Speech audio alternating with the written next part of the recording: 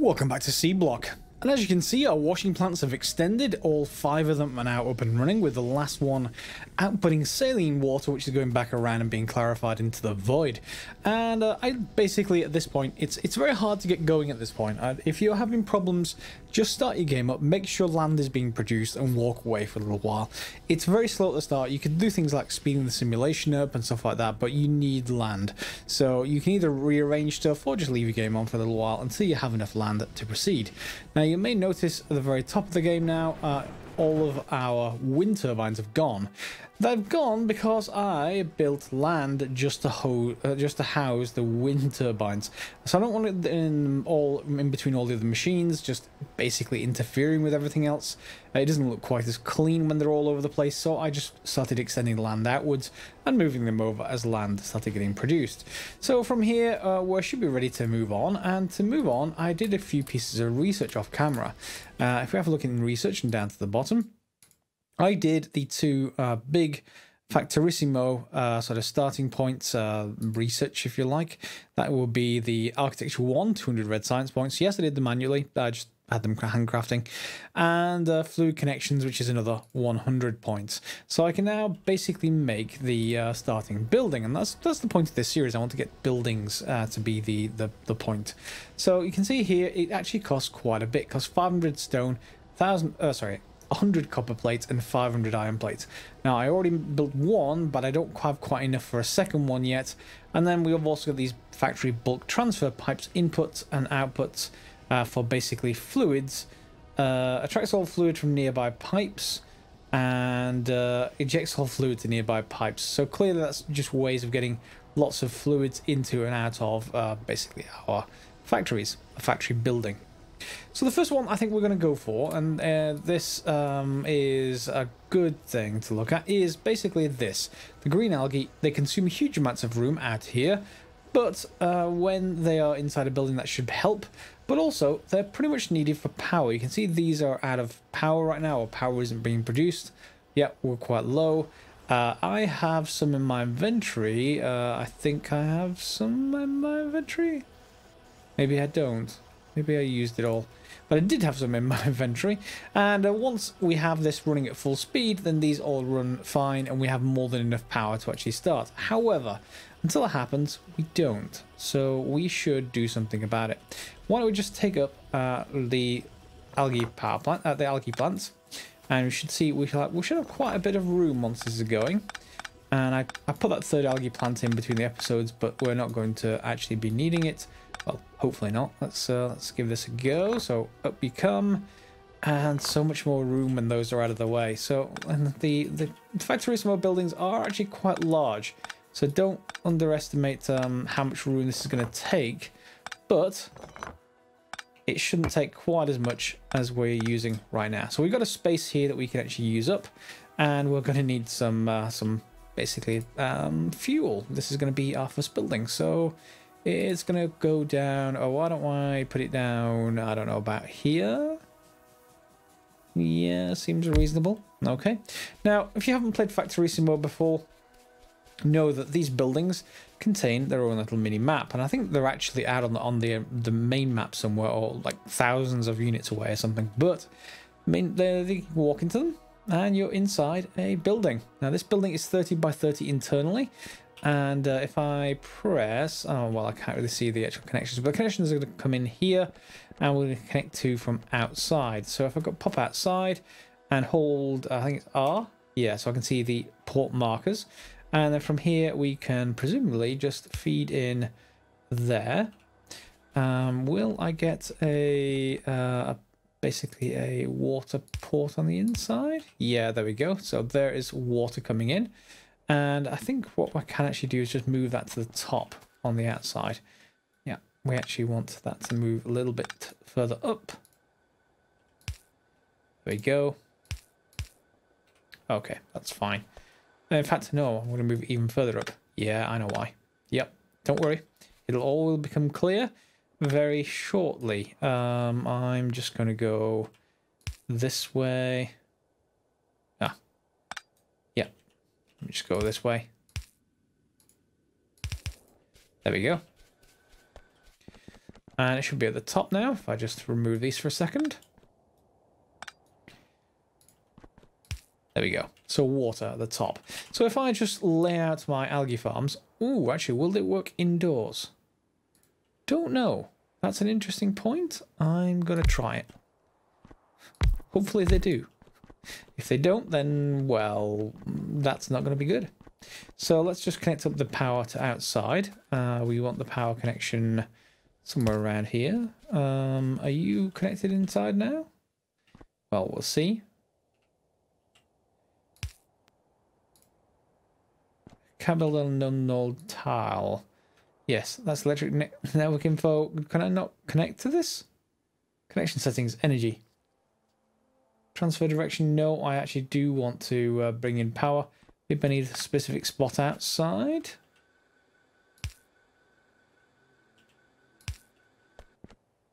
Are you connected now? You don't appear to be connected. I may need to look that up. Anyway, the idea is we're just going to bring power out this way.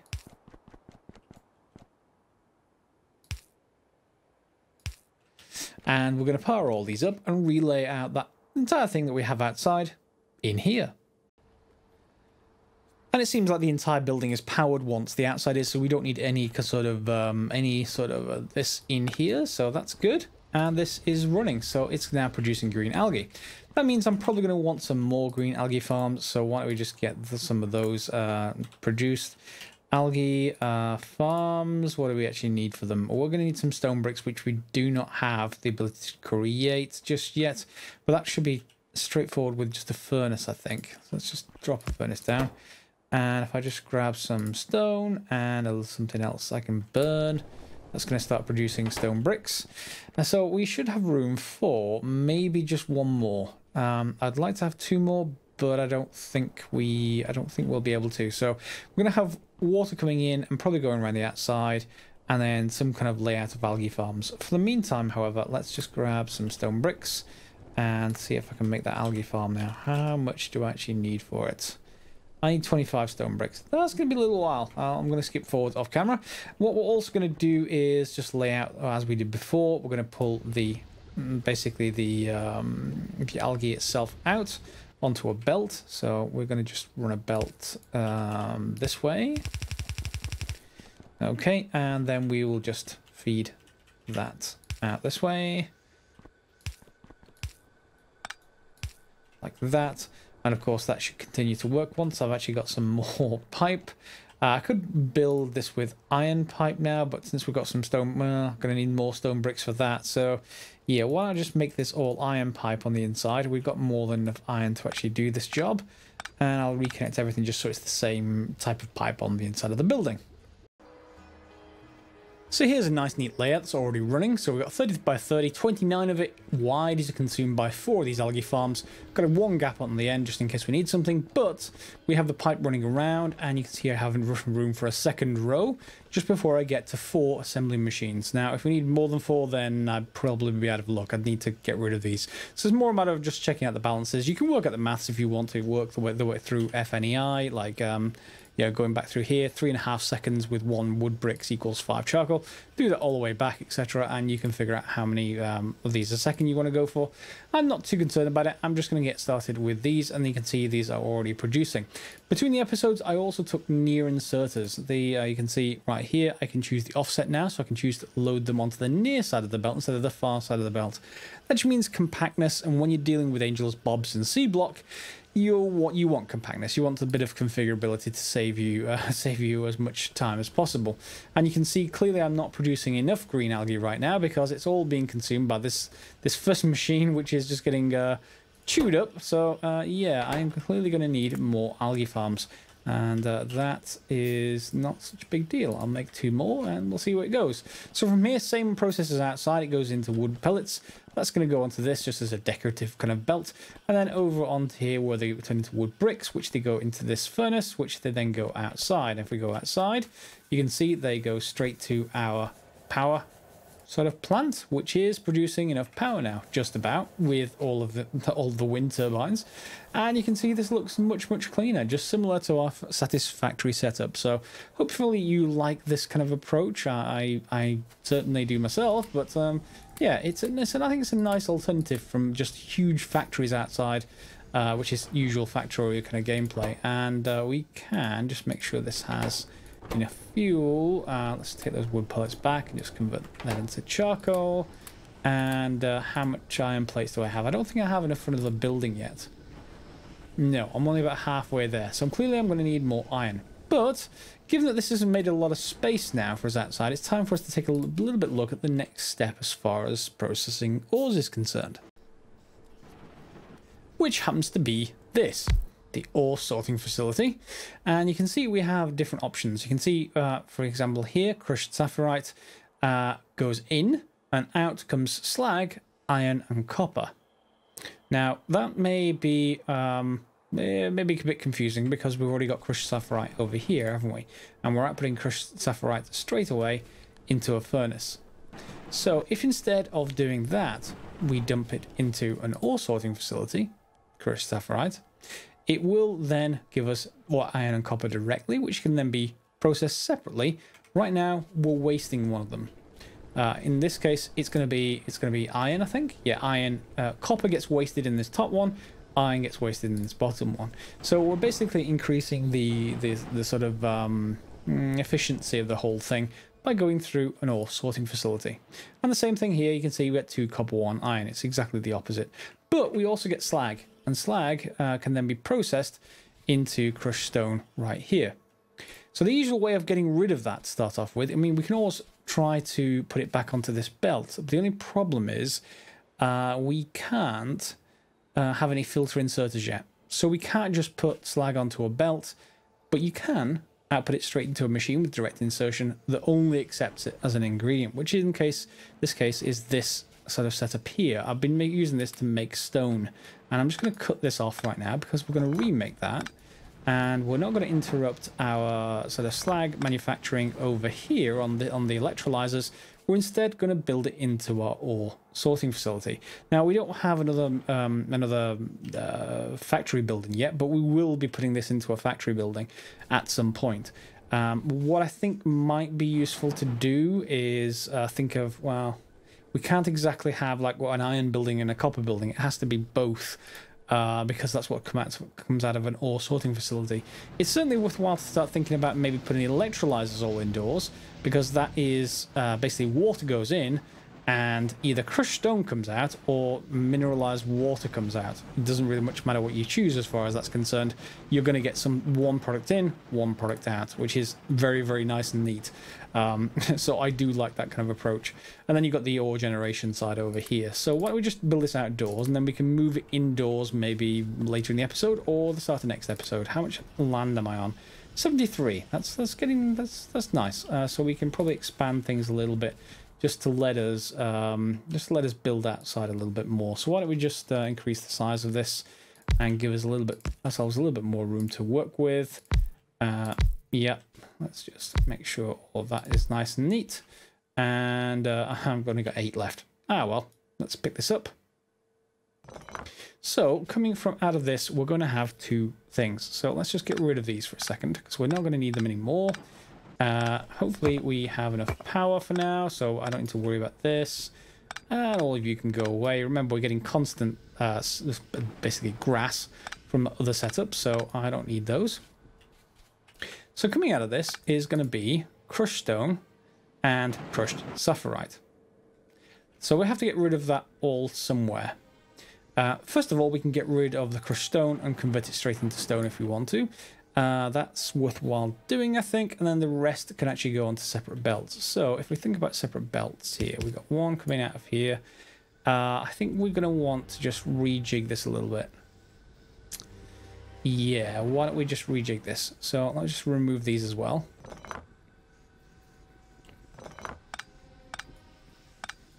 Okay, let's get rid of these 2 guys. In fact, yeah, I'm going to need to put lots of care and attention into this. Let me just move these out for a second. get everything powered up. So there is our stuff that comes out, our ore. We're going to need to then go and output into our other machines. So I'm going to move this as well. But we should have enough room to do that. And set this up again. So one crystallizer can go right about there. Okay. And we'll just feed this in with a couple of pipe.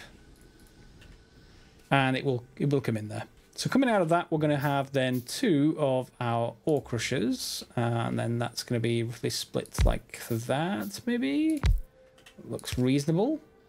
And then, you know, just the usual kind of direct inserters. So we have one coming out one side, one coming out the other. And that's going to be everything. Yes. Then we're going to have this. This can go live now. We have no reason not to. And off it goes. Yep. That's going to start working. And then, well, from this, we're going to need to get rid of the stone immediately. So the other option I was thinking of... Yeah, let's do the other option. Just move these. Can we actually split them like this? And get rid of these 2. And then we may have enough room in the middle for what we want. So if I have one there and one there. Like that. Okay, do we have enough room in the middle to get rid of the stone? We want to convert that over, so we want just a regular... Ooh, maybe. If I set this to be stone, and we choose that. Okay, so now it will take crushed stone, and because I've got configurable inserters here, I can just pick these up. And this one. Okay. And they'll both get rid of the stone, at which point I'm going to remove the power, because I'm going to put a box back down. And the box back down is going to come this way. Yeah, we can just have 2 power poles like that. And that's going to be a nice and neat little unit, I think. Alright, so each one of those is going to output onto a belt. Okay. I'm going to need more belt. But they're going to output onto a belt, and they will then need to go into an ore sorting facility. So let's drop that ore sorting facility back down again, wherever I put it. I did definitely pick it up. There it is. Okay, so we're going to need one for each. Because this is going to need a lot of land. We're going to need one for each of these. So let's just take Saphirite to start off with. And why don't we just think about feeding it that way? Or something like this. Yeah.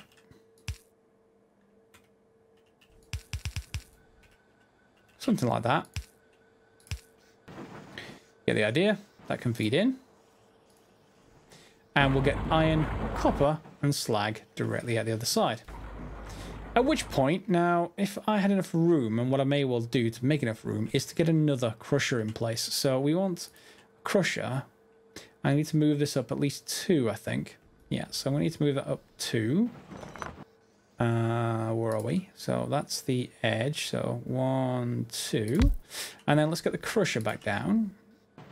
That's fine, I think. Yep. And then we'll set that as the recipe. And then we'll set up an inserter going this way. That inserter will only... in fact, is that enough room? That's not enough room. I need one more. Bear with me 1 second. Yeah, unfortunately that idea isn't going to work, because even though I had that block in the middle that would take those directly, this belt will also take anything, basically. So my options are here is to just feed them all onto a belt and deal with it, or to try to sort of have direct insertion. So I'm going to have to deal with it on the belt, I think, which is okay. It just means I can probably move things in a little bit, and we can deal with it a little bit nicer, maybe. So I'm going to want this ore sorting facility just feeding stuff in, and we'll deal with it like that. So let's just put that there. I'm going to want feed out on the other side of this, on this side, so I'm not going to worry about it other than that. And let's just feed in there. And this thing will take whatever it can. In fact, let's put it at the top just so that it deals with the existing stuff. Okay. And then this is going to set to be Saphirite, and it's just going to feed in Saphirite.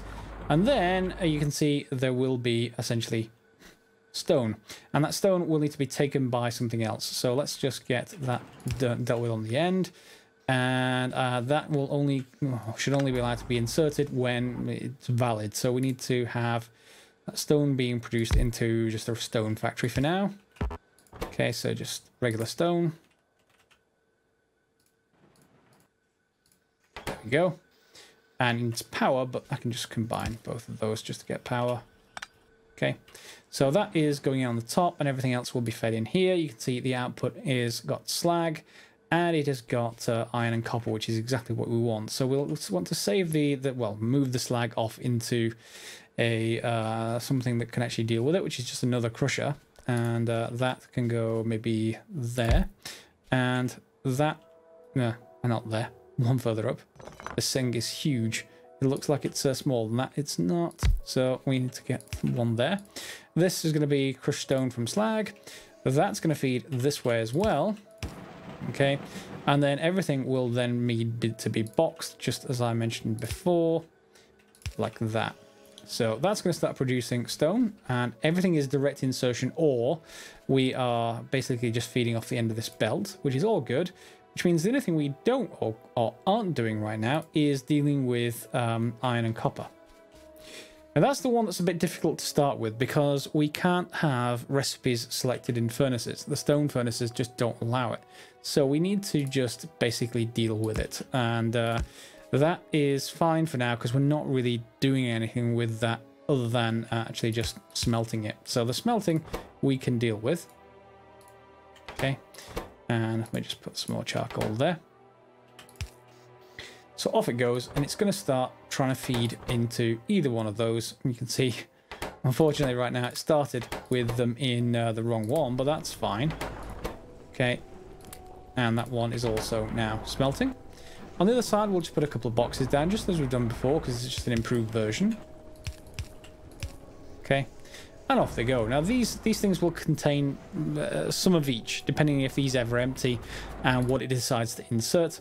Not terribly concerned about them. You can see this one, as long as this input is blocked by one of the ores, it shouldn't ever feed the other ore into it. But you know, who knows? It might. But we got to keep an eye on it for that. Later on, we'll get a much better option for it. But you can see that is then producing both iron and copper just from this one input. That means we have a second input over here, and we have, oops, let's bring that down in size a little bit. We have some more land we're going to need. Should do. And we can do exactly the same thing. Instead of feeding out from the top, though, we can feed out from this side, and that should do the same job. Okay, so we can put the same thing together. Well, either in reverse, and then probably not in reverse. We need to move this belt if we do it in reverse, but or either that or, you know, straight alongside. So you get the idea. We can do all of that, and this thing is currently blocked because the output is exactly the same. So we need to be careful. Yeah, exactly. It's being blocked here as well. So we have to be pretty careful. We're going to need another ore sorting plant just to make sure none of the outputs are blocked, which is going to need stone bricks, which of course this is producing stone. So it's a good thing we have a spare furnace, and I think I want to just put it up there. Do we have anything burnable? I do. I have some wood pellets, and we'll just dump a bunch of stone into it, and I can just process those into bricks and put them in here, so I can just grab them whenever I need them. Cool. So that is an improved version of ore, and there are much improved versions after this. There are ones that start producing other metals other than those two, but you have to sort of research to get down towards that kind of approach. How we do now back down here with our charcoal. So clearly we need more algae farms. Did they produce? They did. Good. Good. Which means I can just do this. Okay, and that, and then a couple more iron pipes, and everything should get connected up. There we go. And lastly, we just need a couple more inserters. and they will feed onto the belt. So once you have all of these running, of course, you don't need to deal with near inserters if you don't want to, because they're on opposite sides of a belt. So as long as you have the same amount on both sides, it'll balance quite nicely. But otherwise, you know, we have the ability to put these in place. So there, and up they'll go. So we'll keep an eye on it and just see. You can see these are feeding out quite nicely. And yeah, the 63 on the output. So I'm just going to borrow this output. Just to use for other things in the factory. And there we go, not really symmetric, but enough to get us going. You'll see some of the stereotype gets through, which shouldn't do once everything's flowing fast enough, but right now it'll end up in this overflow chest up here, which I can just grab it occasionally if I actually need that. But I have the same approach going over here. The slags are being processed into crushed stone. Crushed stone, instead of going into basically an assembly machine to make stone, it's actually just going into a chest as crushed stone, because you can use that for other things. I don't know what I'm actually going to do with it just yet, but I do have plenty of stuff around, so I'm just going to dump all of that in there, and then I'm just going to make a couple more inserters just to give it an extra chance to basically insert as it gets through basically the input. And there we go, our input is no longer blocked. This is fine, everything is working, so I can just grab each of these 4 chests, and I should get a fair amount of material out of them. We're going to need a lot more, but that's enough to start. I've reduced my total of iron plate by doing this by about 200 though, so that's going to need more time because I want to get more buildings. This may not necessarily be the next building we go for. I think the next one I'm going to go for is something like these buildings. These seem ideal to be putting inside. I'm very, very tempted also to get rid of pollution by putting the power station on the inside of a building. You can go and flip this around to go basically so the power goes out, if I remember rightly. Yeah, R to change transfer direction. So you can change that for the power, but in our case, we're going to basically be just fine as it is. So we'll leave them outside for now. But you can put them inside, and we will do later. Once I get enough iron plate and copper plate that I don't need to worry about the supply, then everything's going in buildings. And then you can put overlays on them later and all kinds of stuff just so you can keep track of everything. And yes, thanks very much to the commenter that did say you can put buildings inside buildings. That is going to be the equivalent of us doing floors in Satisfactory in this playthrough. So yeah, that's going to need to be researched, however. So yeah, we could have it here in the middle or something if that was the case, or it depends on how much room it takes up in here. Presumably the same as the outside, which would mean this is something like what... it's something like 8 by 8, so yeah, maybe just about fit there. 3, 4, 5, 6, 7, 8. In fact, just fit there. But we may actually need more space in here for that, so I may not want to put multiple stories. How are we doing on the algae side of things? Is anything blocked? Nothing is blocked, so clearly I'm going to need more algae. We want the algae to back up as much as possible, really. Not enough ingredients. Oh, it's a lot of basic circuit boards. Need to go and craft those, but that's only 2 of these machines in use. The rest are not yet used, so technically we could get rid of these first couple and just depend on these last 2. Everything else is just proceeding and is basically blocked by the input of this cellulose fiber. So yeah, the more algae the better as far as these inputs are concerned. And of course later on we can replace these Mark 1 farms with Mark 2s, and that will start to overload these, and we'll have to move these up to better assembling machines. But for now that's pretty nice. So we've got our algae being produced in one building, and then we got all sorting out in this episode. Next episode we're going to move on to putting these electrolyzers inside, and then maybe probably the same thing for a land building, because all of this, the only thing output that we're not taking care of right now is this one. We're just dumping it, which is the hydrogen sulfide. We can convert that into sulfur. I'm not sure whether we'll do that inside a building or not. What we may well do is have the building just outputting grass like this at the side, and then we'll either void the sulfur or we'll take care of it. I haven't decided yet. If anyone of you got any ideas, feel free to put them in the comments below. But otherwise, everything will start to look quite neat and tidy, which when you're dealing with Angel and Bobs, believe me, it's unusual. Alright, so hopefully you enjoyed the episode. Give it a thumbs up if you have, and we'll see you next episode for some more Factorio Seablock with Angels, Bobs, and Factorissimo. Otherwise, thanks a lot for watching, guys, and we'll see you next time.